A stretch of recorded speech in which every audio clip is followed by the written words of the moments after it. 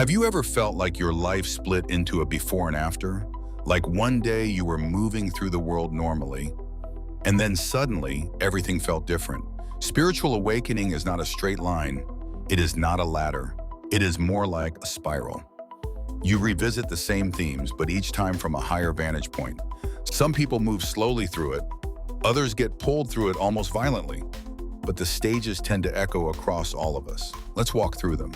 The first stage is unconscious identification. In this phase, you are your thoughts. You are your emotions. If anger arises, you are angry. If fear arises, you are afraid. There is no distance between you and the reaction. Life feels like something that happens to you. Circumstances control your mood. Other people control your sense of worth. Trauma reinforces the belief that you are powerless. You defend your opinions because they feel like your identity. You project your wounds onto others without realizing it. You cannot really see people clearly because everything is filtered through your own narrative. This stage is not wrong, it is simply unexamined.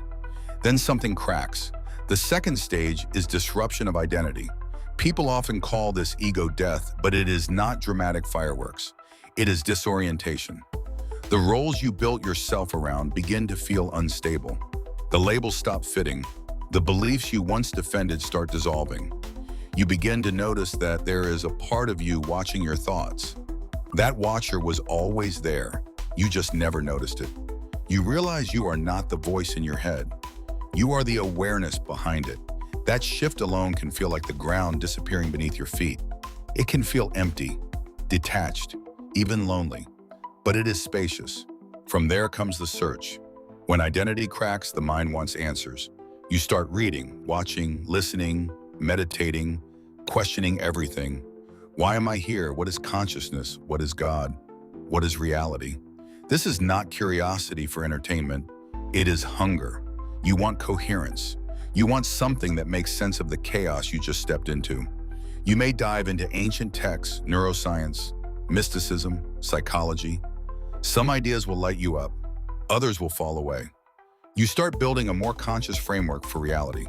But knowledge alone does not complete the journey. The next stage is embodiment of the authentic self.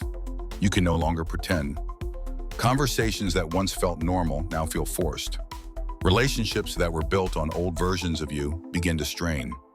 You start noticing where you are performing instead of being real, and it becomes exhausting.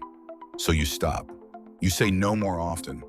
You withdraw from environments that feel misaligned. You let go of roles that no longer reflect who you are becoming. This can look messy from the outside. Jobs change, friend groups shift, emotional wounds resurface. Old grief comes up to be processed. Your nervous system recalibrates. Your intuition sharpens. Your dreams become vivid.